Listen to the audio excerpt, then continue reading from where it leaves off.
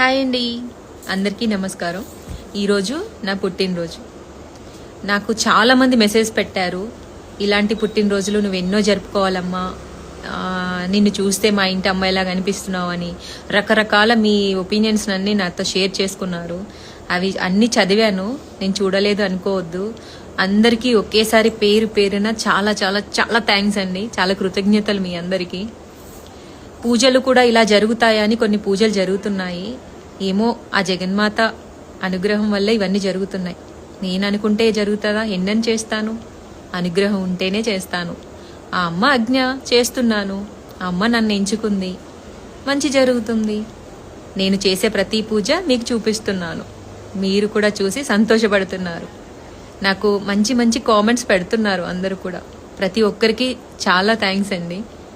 ఈ పుట్టినరోజు నాకు మెమరబుల్గా ఉంటుంది. ఎందుకు అంటే నేను చాలా హ్యాపీగా ఉన్నాను ఈరోజు. ఆ అమ్మకి తెలుసు ఎంత హ్యాపీ అంటే నేను మాటల్లో చెప్పలేను. అమ్మ దయ ఉంటే అన్నీ ఉన్నట్టే. అమ్మ నీడ మనతో ఉంటే అమ్మ మనతో ఉన్నట్టే. నేనైతే అది నమ్ముతాను. నేను ప్రాక్టికల్గా చూస్తున్నాను కూడా అమ్మవారి మహిమల్ని. పూజ చేయటం అంటే అన్ని వస్తువులు తెచ్చి అక్కడ పెట్టి ఏదో చేసేసామని కాదండి నేను చేసేది. మనస్ఫూర్తిగా చేస్తాను, చాలా కష్టపడతాను. ఒక్క మాటలో అనగానే ఏది పోదండి, ఎవ్వరి కష్టము ఎక్కడికి పోదు. అంత ఈజీ కాదు కదా, ఏమంటారు?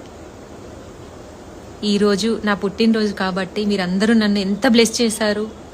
మీ అందరి హృదయాల్లో నేను ఎక్కడున్నానో నాకు ఈరోజు అర్థమైంది. నేనైతే